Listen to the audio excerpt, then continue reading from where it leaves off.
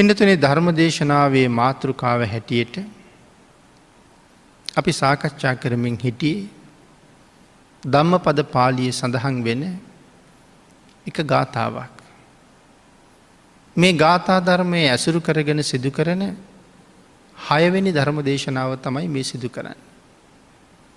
අපේ භාග්‍යතුන් වහන්සේ දේශනා කළ මේ ගාථාවේ සරල අර්ථයෙන් පැහැදිලි කළේ මේ ලෝකේ මහත් වූ සැපයක් බලාපොරොත්තු වෙනවා නම් යම් කෙනෙක් සුළු සුළු සැප අත්හරින්න කියලා. සුළු සැපය අත්හැරීම මහත් වූ සැපයකට මඟ පෑදීමයි. ඒ නිසා සුළු සැප අත්හරින්න කියන මාතෘකාව යටතේ තමයි අපි ධර්ම දේශනා 5ක් සිදු කරලා නිමා කරන්නට යෙදුනේ. මේ ගාථා රත්නයේට උතුම් වූ පංචශීල ප්‍රතිපදාව එකතු කරගෙන තමයි සාකච්ඡා කළේ. එහෙමනම් අපි මේ ධර්ම දේශනාවෙන් බලාපොරොත්තු වෙන්නේ මුසාවාදා වේරමණී සික්ඛාපදං සමාදියාමි කියන කාරණාව ටිකක් සාකච්ඡා කරන්න. අපේ බුදුරජාණන් වහන්සේ දේශනා කොට වදාළ මේ උතුම් වූ පන්සිල්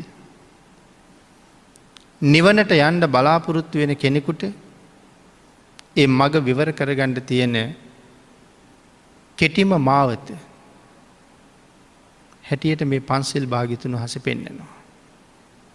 මොකද නිවන් මඟට අවතීර්ණය වෙන්න තිසරණ පන්සිල් අවශ්‍යමයි.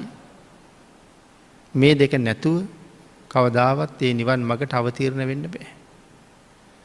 එමනම් අපි ওই ප්‍රතිපදාව සාකච්ඡා කළා. ඒකේ 4 වෙනි අංගයේ හැටියට තමයි මුසාවාදේ තියෙන්නේ. මේකේ පළවෙනි එක පාණාතිපාතා කියන එක අපේ අයට අමුතුවෙන් මතක් කරන්න ඕනේ නෑ මම.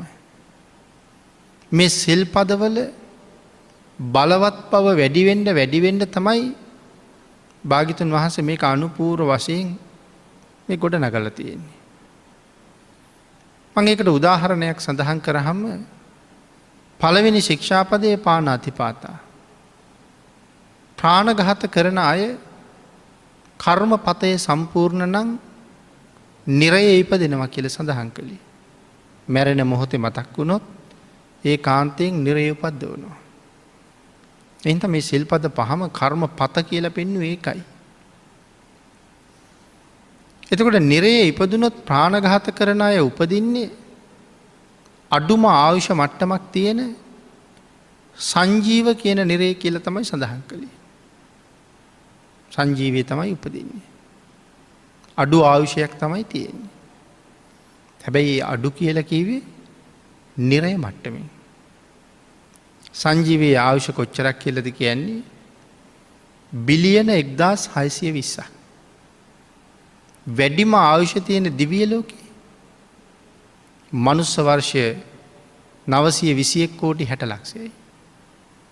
ඒ වැඩිම ආයුෂ තියෙන දිව්‍ය ලෝකේ. අඩුම ආයුෂ තියෙන අපායේ වැඩිම ආයුෂ තියෙන දිව්‍ය ලෝකෙට වඩා හුඟක් ආයුෂ තියෙනවා.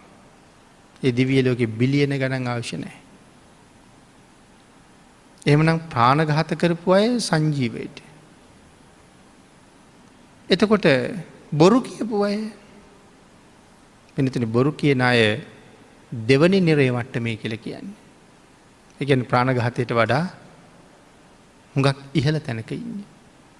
බොරු කියන අය. එතකොට මේ 4 වෙනි ශික්ෂාපදේ මුසාවාදා.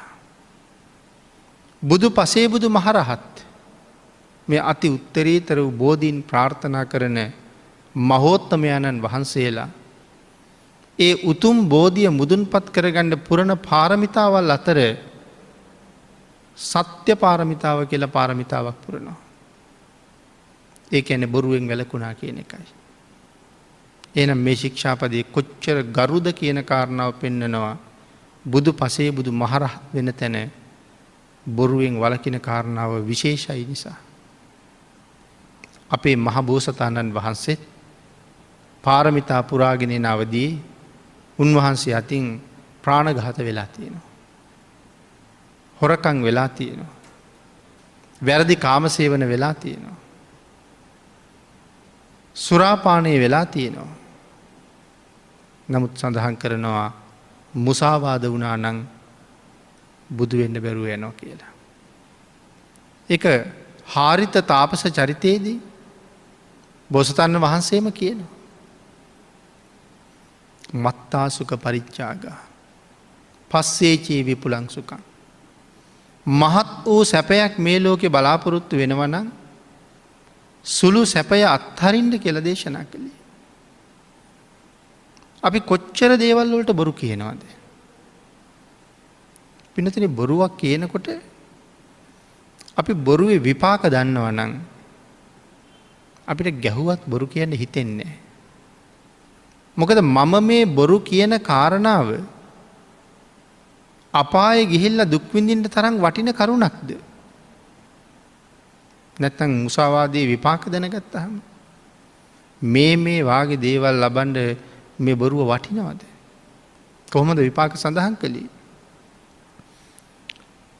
එක බොරුවකට 100 ගණන් ජාතිවල නොකළ වැරදිවලට දඩුවන් ලබනවා කියල සඳහන් කරනවා. කිසි වරදක් කරලා නෑ. නමුත් උසාවියෙන් හිරගෙදරට තීරණය කරනවා. සමහරයි කිසි වරදක් නෑ ජීවිත කාලෙම හිරවෙල්ලා. ඒ නිසා නින්දා අපකීර්තිවලට භාජනය වෙලා. නමුත් මෙතන සඳහන් කරනවා ඇයි එහෙම වෙන්නේ. ඇත්ත බොරුව කරලා හරි බොරුව ඇත්ත කරලා හරි මේ ජීවිතයේ තව කෙනෙක් ගොතාපු බොරු වැලක් නිසා හරි නිරපරාධ මිනිහෙක් හිරගත වෙලා. එයාට එහෙම වෙන්ඩ උනේ පෙර බොරු කියපු විපාකයක් එයා ගව තියෙන නිසා. පෙර විපාකයකුත් එයාට තියෙනවා. ඊළඟට සඳහන් කරනවා නින්දා ලබනවා කියලා.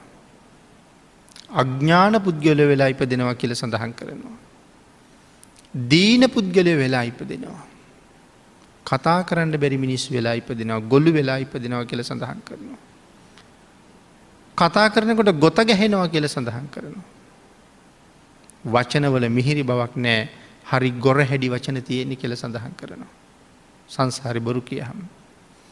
කට හරියට දුගඳ හමන පුද්ගලයෝ වෙනවා කියල සඳහන් කරනවා. තවත් ආදීනවයක් හැටියට සඳහන් කරනවා ඒ අයට සංසාරයේ දරු පල පවා හිගයි කියලා. දරු පලත් හිගයි. ලැබෙනවන ගෑනු දරුවම ලැබෙනවා. ඊළඟට ඒගොල්ලොත් මව්පියන්ට හරියට අකීකරු වෙනවා. මේවාගේ විපාක තියෙනවා නං මේ සඳහන් කළේ නිරේ ගිහිල්ල විදින විපාක නෙමේ. නැවත වතාවක් මනුස්ස ලෝකෙ වගේ තැන්වල ඉපදින හම ලැබෙන විපාක. නිරේ විපාකය අපි සඳහන් කළේ නෑ මෙතන. එතකොට එක බොරුවක් කියලා මේවාගේ හුඟාක් දේවල් අහිමි කරගන්නවද එහෙම නැත්තං සංසාරයේ මෙවන් දුක්කොලට භාජනය නොවෙන්ඩ මේ ජීවිතයේ ඇත්ත කියල ගුටි කනවද.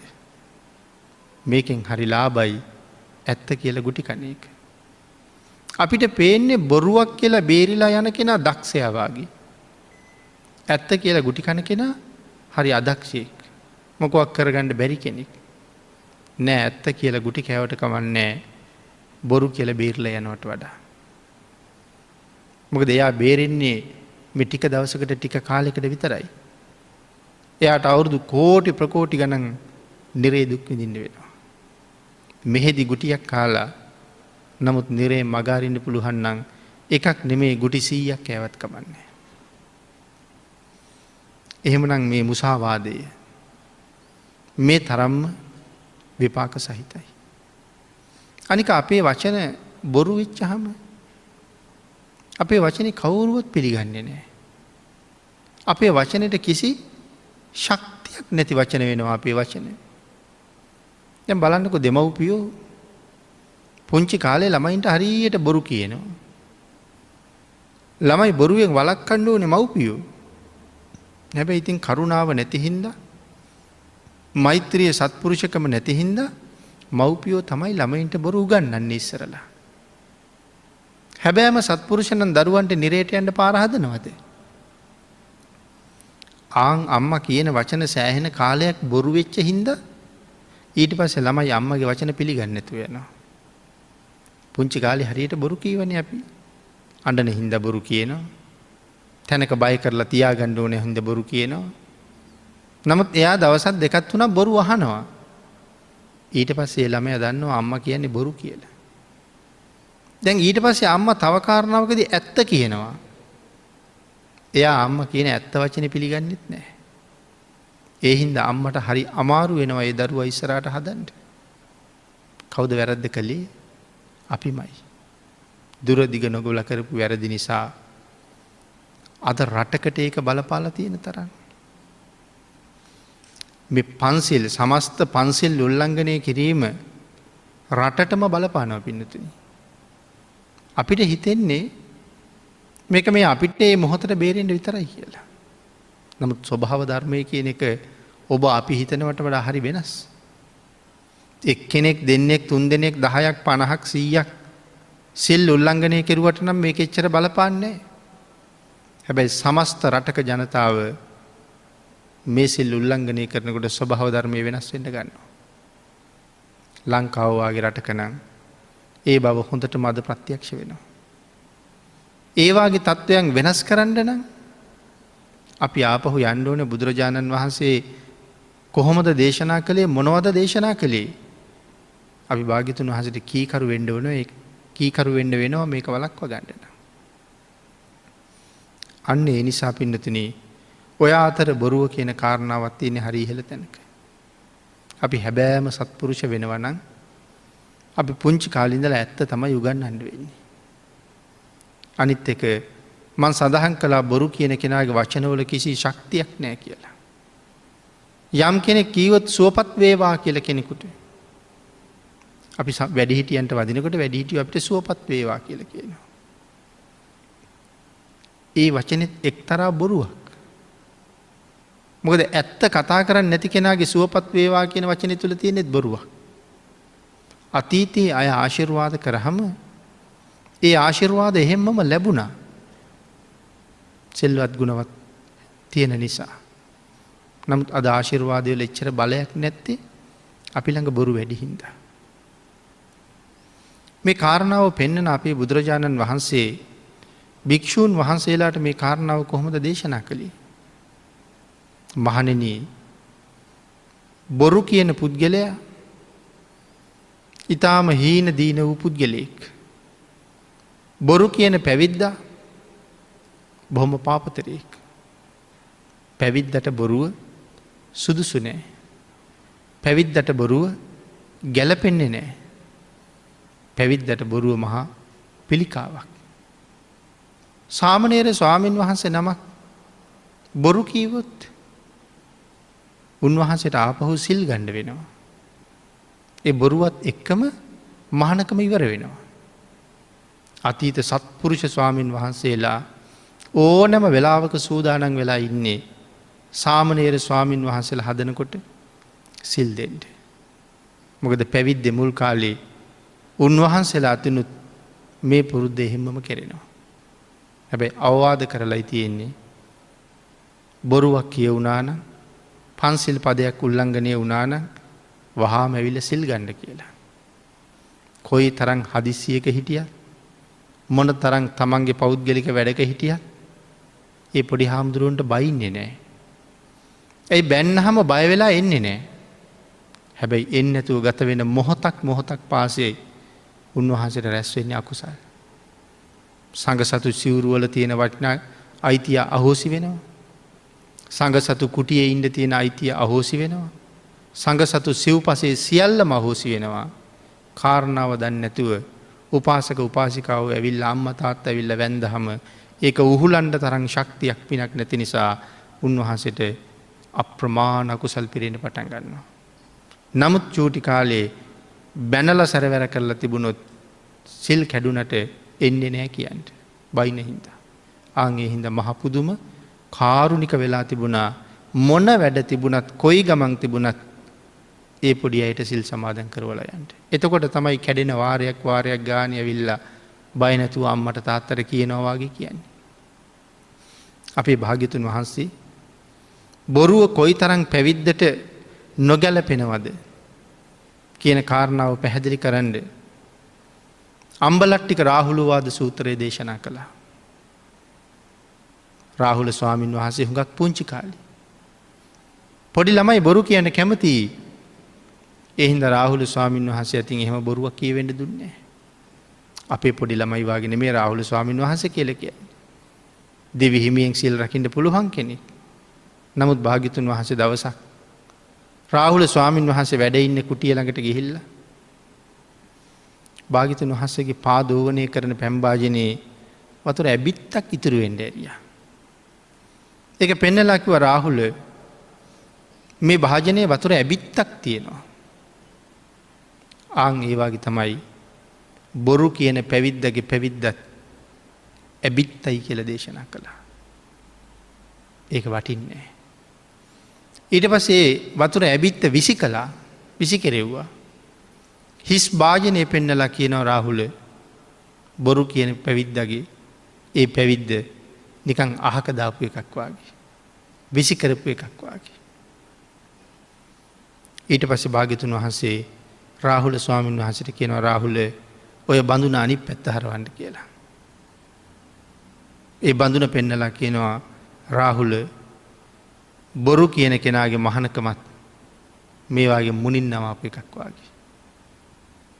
ඊට පස්සේ ඒක උඩුකුරු කරලා පෙන්නනවා. දැන් මේ භාජනය හොඳටම හිස්. රාහුල බොරු කියන කෙනාගේ පැවිද්ද ඔය භාජනය වගේ හිස් පැවිද්ද. ඒකෙන් කාටවත් කිසි ලාභයක් ප්‍රයෝජනයක් අනුන්ට තබා තමන්ටවත් නෑ. මේ විදිහට කරුණු දක්ව බොරු කියවෙන එකෙන් බේරගණ්ඩ උන්වහන්සේට උපදෙස් දුන්න වගේම ඒ උපදෙස් මේ සූත්‍රවලින් ඔබේ මගේ ජීවිතය පෝෂණය කරවන්ඩ හේතු කරවලා තියෙනවා. එතකොට බොරු කියන අයට ලැබෙන අලාභය අපි මුලින් සෙහිපත් කළා. බොරු කියන අයට ලැබෙන ලාභ පැහැදිලි කරපු කරුණු කාරණා ගණනාවක් අපි පිටකේ පුරා තියෙනවා. තමන් හරියටම සත්‍ය මත පිහිටලා ඉන්නවනම් මනාව වූ සත්‍යක්‍රියාවන් පවා කරන්න පුළුවන්. අර එක අවස්ථාවක බිම්බිසාර මහරජුරු ගඟ පිරිලා ගලන තැනට ගිහිල්ලා රැස්වෙලා ඉන්න දාස් ගණනකගෙන් අහනවා කාටද පුළුවන් පල්ලෙහාට පිරිලා ගලාගෙන යන මේ ගඟ උඩුගම් බලා හරවන්න කියලා. කිසි කෙනෙක් කතා කළේ නැහැ. දාස් ගානක් ඉන්නවා කවුරුවත් කතා කළේ නැහැ. කවුරුවත් කතා නොකරන නිසා මේ පිරිස අතර ඉඳලා එක කාන්තාවක් කියනවා ස්වාමීනි මට පුළුවන් කියලා. කියලා මොහොතයි පල්ලෙහාට වේගෙන් ගලන ගඟ මහා හඬක් නගාගෙන ඉහළට ගලන්න පටන් ගත්තා. රජ්ජුරුවන්ට පවා මහ පුදුමයි. රජ්ජුරුව කතා කරලා පිරිසගෙන් ඇහුවා කවුද ඒ තැනැත්තිය කියලා. අර මිනිස්සු කියනවා ස්වාමීනි ඒ තමයි මේ නගරේ ඉන්න වෛශ්‍යාව. නගර සෝබිනිය ස්වාමීනී වැඩේ කෙරුවේ. රජ්ජුරුවන්ට තවත් පුදුමයි. මෙතන ඉන්න මේ සිල්වත් ගුණවත් මිනිස්සු මේ වැඩේ කරන්නම් කියලා කතා කරන්නේ නැතිකොට වෛශ්‍යාවක් කොහොමද මේ වැඩේ කරන්නේ කියලා. රජ්ජුරුව කිව්වා ඇයට වහාම එන්න කියන්න මං ගාවට. ළඟට ගෙන්නලා ඇහුවා මේක කරන්න ඔබට තිබ්බ ශක්තිය මොකද්ද කියලා. ස්වාමීනි මං ගාව වෙන ශක්තියක් නම් තිබුණේ නැහැ. හැබැයි මං ගාව එක ඇත්තක් තියෙනවා. මොකද්ද කියලා ඇහුවා. ස්වාමීනි මම වෛශ්‍යාවක්. යම් පුරුෂයෙක් ඇවිල්ලා මට මුදලක් දීලා කියනවා මේ දවස ඔබ මගේ. ඇයි දවසකට අය කරන මුදල ඇයට ගෙවලා කියනවා මේ දවස ඔබ මගේ. එතකොට දැන් ඔබ මට අයිති. ස්වාමීනි මම දවසක් ඔහුට අයිති වෙච්චහම ඔහු ඒ දවස තුල ආවත් නාවත් මම එදාට වෙන පුරුෂයෙක් ගාවට ගියේ නෑ. ඒක මගේ ජීවිතයේ සත්‍යයක්. යමෙකුට දවසක් බාර දුන්නා නම් මං ඒ දවස ඇතත් නැතත් ඔහුටම දීලා තිබුණා. ආන් ඒ සත්‍යයි මම සත්‍යක්‍රියා කළේ කියලා. එහෙනම් මේ ඇත්තට කරන්න පුළුවන් දේවල්. ඇයි පින්නතනේ දීපායන චරිතය අපේ මහ බෝසතාණන් වහන්සේ 80 කෝටියක ධනය අත්හැරලා ගිහිල්ලා ඍෂි ප්‍රෞජ්‍යාවෙන් පැවිදි වෙලා ඒ කාලේ බෝසතාණන් වහන්සේට හිටියා මණ්ඩව්‍ය කියලා යාළුවෙක්. ඒ යාළුවා තමන්ගේ බිරිඳයි දරුවා එකතු කරගෙන බෝසතාණන් වහන්සේ බලන්න ගියා. අම්මා තාත්තා තාපසතුමත් එක්ක කතා කර කර ඉන්නකොට සක්මන කෙරවලේ සෙල්ලම් කර කර හිටපු දරුවගේ බෝලේ සක්මන කෙරවලේ තිබිච්ච හුඹහේ බෙනේ ඇතුළට ගියා. එයා බෝලේ ගන්න අත දානකොට සර්පෙක් දෂ්ට කළා. ළමයා සිහිය මූර්ජා වෙලා වැටුණා. අම්මා දුවගෙන ගිහිල්ලා දරුවා උස්සගෙන ඇවිල්ලා ඍෂිතුමාට දීලා කියනවා පැවිද්දෝ හරි දක්ෂයි වෙදකම් කරන්න. පැවිද්දෝ හරි දක්ෂයි බෙහෙත් කියන්න. අනේ ඍෂිතුමනි මගේ දරුවට වෙදකමක් කරන්න. ඒ වෙලාවේ ඍෂිවරයා සඳහන් කරනවා නැගණිය දැනගන්න. මම මහණ වුණේ වෙදකම් කරන්න නෙමෙයි. මම මහණ වුණේ ගුණ පුරන්න. මං වෙදකම් දන්නේ නැහැ. ඊට පස්සේ සඳහන් කළා අනේ ස්වාමීනි ඔබ වහන්සේ මෙච්චර කල් රැකපු සීලයක් තියෙනවා. ඒ සීලයේ සත්‍යක්‍රියා කරලා මගේ දරුවා සුවපත් කරලා දෙන්න. එහෙම යමක් කරන්න උත්සාහ කරන්න. හැබැයි පැවිදි වෙලා දැන් අවුරුදු 50කට වැඩි. දැන් සත්‍යක්‍රියාවක් කරන්න වෙලා දරුවෙකුගේ ජීවිතය වෙනුවෙන් මෙතෙක් කල් කාටවත් කියාපු නැති ඇත්තක් මේ වෙලාවේ කියනවා. ඒ ළමයාගේ නම යඤ්ඤ දත්ත. පුතේ මම මහාන වෙලා අවුරුදු 50 ගානක්. මේ අවුරුදු 50 ගානටම මම ඊටාම ශ්‍රද්ධාවෙන් කැමැත්තෙන් මහානකම කළේ දවස් 7යි. ඒක සත්‍යයි පුතේ. ඒ සත්‍යානුභව බලයෙන් ඔබ සුවපත් වේවා. එතකොට අවුරුදු 50 ගානක් මහාන වෙලා මෙතෙක් කල මේ ඇත්ත කාටවත් කීවද? දවස් 7යි කැමැත්තෙන් සිල් පුරලා තියෙන්නේ. අනික් මුළු කාලෙම ඉඳලා තියෙන කැමැත්තෙන්.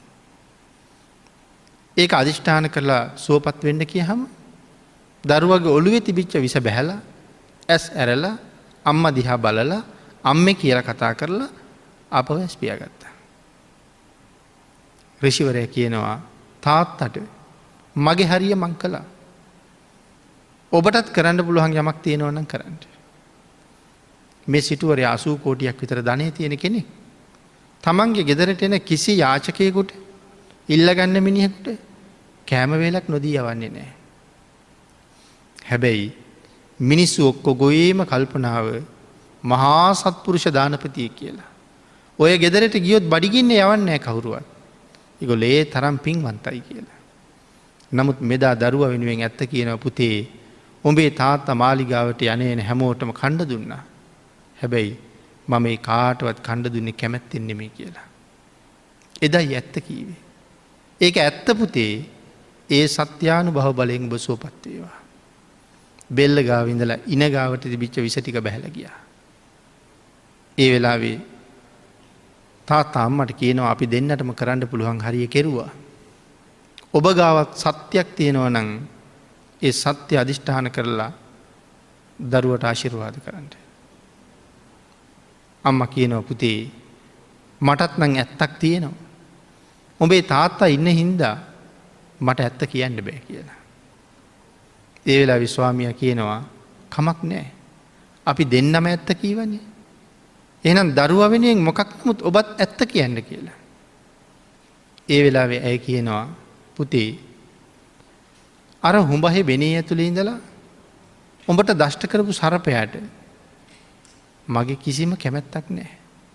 ඔහු ගැන මගේ හිතේ තියෙන අකමැත්තක්මයි. ඔහු ගැන කොච්චර අකමැතිද?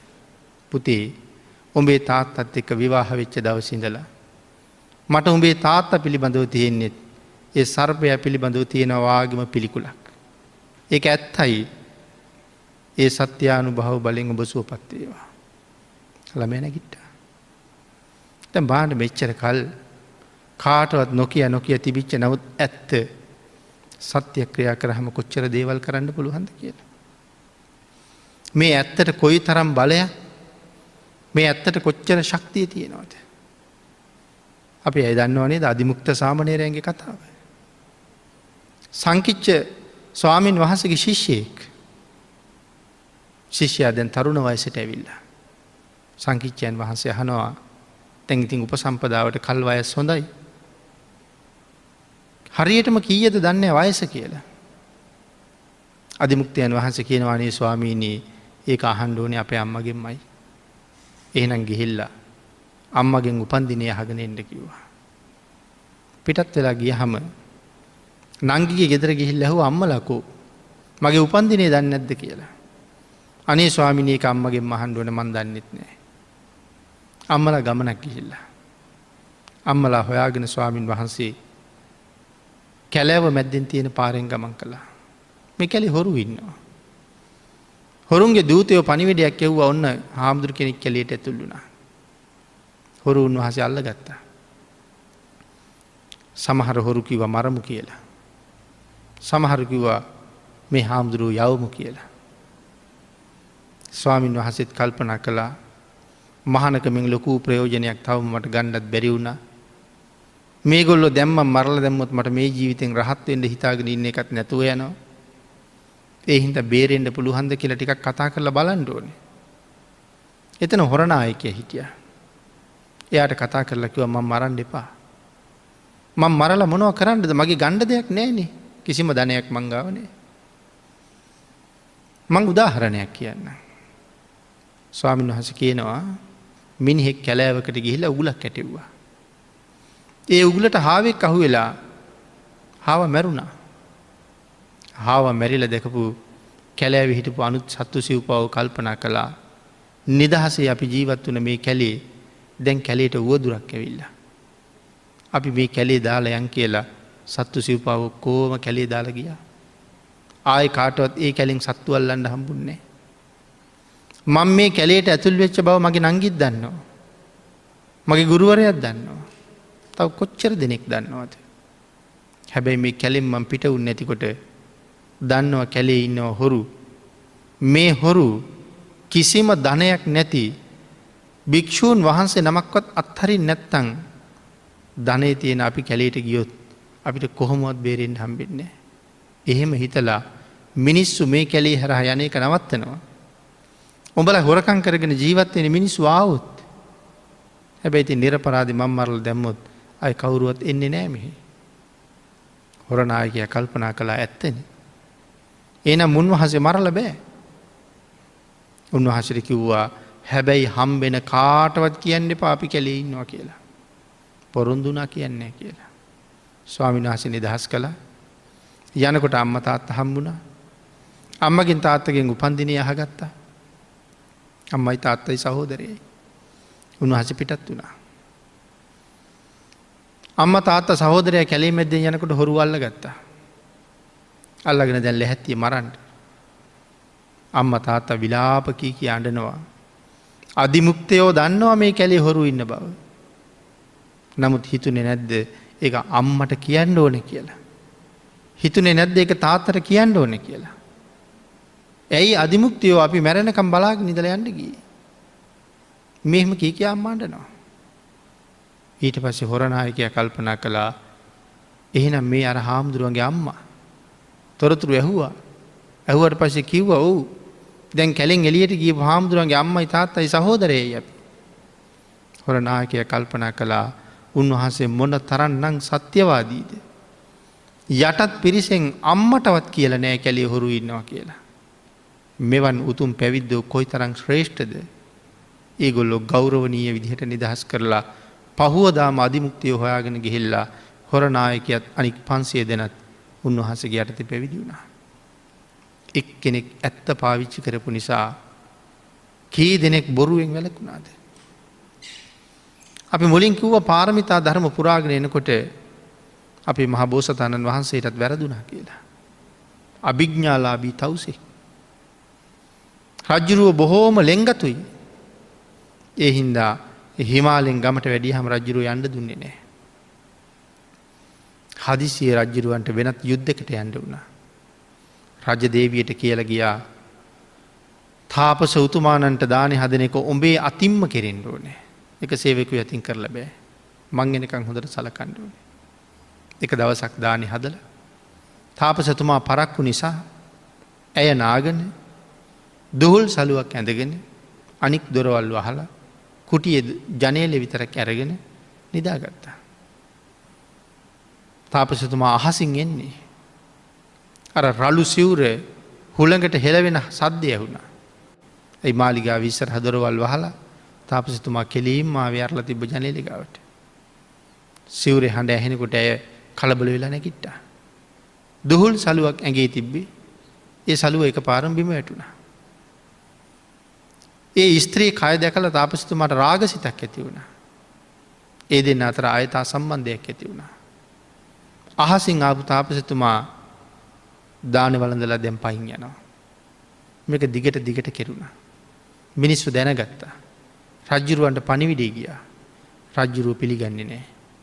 තාපසතුමා එච්චර විශ්වාසයි. අන්තිමට ඇවිල්ලා දේවියකින් අහපුවාම දේවියත් කිව්වා ඔව් කියලා. ඒත් පිළිගන්නේ නැහැ. පාණ්ඩික තාපසතුමා ගැන තියෙන විශ්වාසය. ඊට පස්සේ තාපසතුමා මුණ ගැහෙන්න ගිහලා තාපසතුමාගෙන් ඇහුවා. තාපසතුමා කල්පනා කළා රජවරු හරි භයානකයි. මේ ක්‍රියාවත් මිනිහෙක් සම්බන්ධව තියෙන නපුරුම තැන.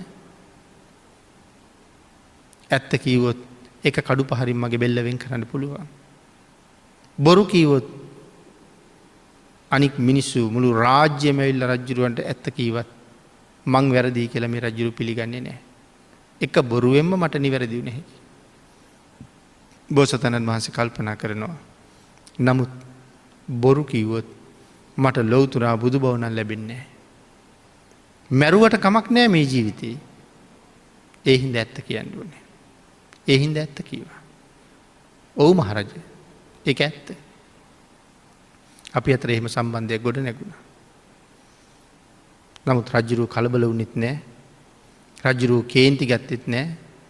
රජුරෝ තාපසතුමාගෙන් අහපු කාරණාව තමයි ස්වාමීනි ඔබ වහන්සේ ළඟ තිබිච්ච ප්‍රඥාවට මොකද වුනේ? ස්වාමීනි ලෙඩට බෙහෙත් තියෙනවා. පිපාසයට පැන් තියෙනවා. බඩගින්නට බත් තියෙනවා. කෙලෙස් සංසිඳවීමට නුවණ තියෙනවා. රාග සංසිඳවා ගන්න ඔබ වහන්සේට තියුණු නුවණක් තිබිලත් ඒ බැරි වුණේ කියලා. ආන්ගේ වෙලාවේ සඳහන් කළා මහරජතුමනි මේ රාගය, ද්වේෂය, මෝහය යන මේ ලෝකෙහි මහා බලවත් අය. ඒගොල්ලෝ ඕනෑම කෙනෙක් යට කරනවා. මහරජය මගේ නුවණත් ඒ රාගයට යට වුණා. නමුත් ඔබ වහන්සේගේ ප්‍රඥාවට මොකද වුණේ කියලා අහපුවම දුක හිතුණා. නැවත කුටියට ගිහිල්ලා ධ්‍යාන වඩලා භාවනා කරලා නැතිවෙච්ච ධ්‍යාන ලබාගෙන අහසින් ඇවිල්ලා රජුරවන්ට කිව්වා මහරජය නොගැලපෙන තැනකට ආපු නිසා මං විනාශ වුණා. මං ආයේ කවදාවත් මනුස්ස වාසයට එන්නේ නැහැ. රජුරුව අඬනකොට බෝසතාණන් වහන්සේ හිමාලයට ගිහිල්ලා එහි බොහෝ කාලයක් වැඩ ඉඳලා අපවත් වෙලා බඹලොව ඉපදිනවා. නමුත් රජුරුව කඩුවෙන් කෙටුවට කමක් නැහැ. බොරු කියලා බෑ කියලා තීරණය කළා. එහෙමනම් පින්නතුනි බොරුවෙන් වළකින එක මොන තරම්නම් ආනිසංස සහිතද? භාග්‍යතුන් වහන්සේ මේ කරුණු දේශනා කරලා තියෙන්නේ අපේ මෙලව පරලොව දෙකම සුවපත් වීම උදෙසා. අද අපේ වචනවල කිසි ශක්තියක් කිසි බලයක් නැහැ. අපේ වචන අද පිළිගන්නේ නැහැ. යම් තැනකට රැකියාවක් ගන්න ගිහිල්ලා හරි වෙනත් අවශ්‍යතාවයකට ගිහිල්ලා හරි වෙන මොකක් හරි අඩුපාඩුවක් ගැන කියලා යමක් ඉල්ලහම කියහම ඒ මිනිස්සු පිළිගන්නවද අපේ වචනේ? පිළිගන්නේ නැහැ.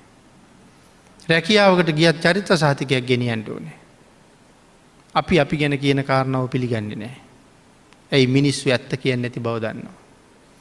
ඒ චරිත සාහිතිකේ වැරදි කියලා හිතුනොත් ඒක ආය ප්‍රතික්ෂේප කරනවා. දිවුරුම් ප්‍රකාශයක් ගේන්න කියනවා. ඇයි අපි කියන වචන ඒ තරම් ශක්තිමත් නැහැ. විශ්වාස නැහැ. දැන් බලන්න දිගට බොරු කියහම වෙලා තියෙන පාඩුව. තව ඊට වඩා හුඟක් වටිනා තැන් වලට ගියහමත් මේ බොරුව හින්දා අපිට වෙලා තියෙන ලොකු පාඩුවක්. හැමෝම පන්සල් වලින් අයින් වෙච්ච නිසා රටටම වෙලා තියෙනෙත් ලොකු පාඩුවක්. මේ ජීවිතේ මෙහෙම ගෙවිලා මැරිලා නිරේ ගිහිලා අවුරුදු කෝටි ප්‍රකෝටි ගණන් දුක් විඳලා ආය මනුස්ස ලෝකෙ ඉපදිලත් නොයෙක් රෝගාබාධයන්ට ගොදුරු වෙවි නැති වැරදි වලට චෝදනා ලැබමින් බොහොම අසරණ විදියට ජීවත් වෙන්න වෙනවා. එහෙම ජීවත් වෙනවද නැත්නම් බොහොම මහේශාක්‍ය විදිහට ජීවත් වෙනවද කියන කාරණාව අපි තමයි තීරණය කරන්න ඕනේ. ආන් ඒකයි කිව්වේ සුළු සැප අත්හරින්න මහත් වූ සැපයක් වෙනුවෙන්. මේ ගාථා රත්නය මුල් කරගෙන කරපු 6 වෙනි දේශනාවයි මේ සිදු කරන්නට යෙදුනේ. ධර්ම දේශනාවට තියෙන කාලය නිමා වෙලා නිසා අපි ධර්ම දේශනාව මෙතනින් නිමා කරමු. මේ ගාථා රත්නය ඇසුරු කරගෙන කරන අන්තිම දේශනාව 7 වෙනි දේශනාව හැටියට සිදු කරන්න තව ටිකක් ඉඩ ඉතුරු කරලා. එහෙමනම් අපි හැමෝම පින්නතුනි කල්පනා කරමු. බුදුරජාණන් වහන්සේ දේශනා කොට වදාළ මේ උතුම් වූ පංචශීල ප්‍රතිපදාවේ 4 වෙනි ශික්ෂාපදේ අපිට මොනතරම් යහපතක් කරනවද? මේ සිල්පද ආරක්ෂා කරන අපි මෙලොව පරලොව දෙකම දිනනවා. එතෙන්ට යන්න අපි හැමෝම උත්සාහ දරමු, වීරය කරමු, ප්‍රාර්ථනා කරමු, පුරුදු කරමු ජීවිතේ බොරු නොකියන හැබෑ ශ්‍රේෂ්ඨ පුද්ගලයෙක් බවට පත් වෙන්න. ඒ සඳහා ඔබට තුනුරුවන්ගේ අනන්ත ආශිර්වාදයෙන් යලි යලිත් ශක්තිය, ධෛර්යය, භාග්‍ය වාසනාව උදා වේවා කියලා ප්‍රාර්ථනා කරනවා.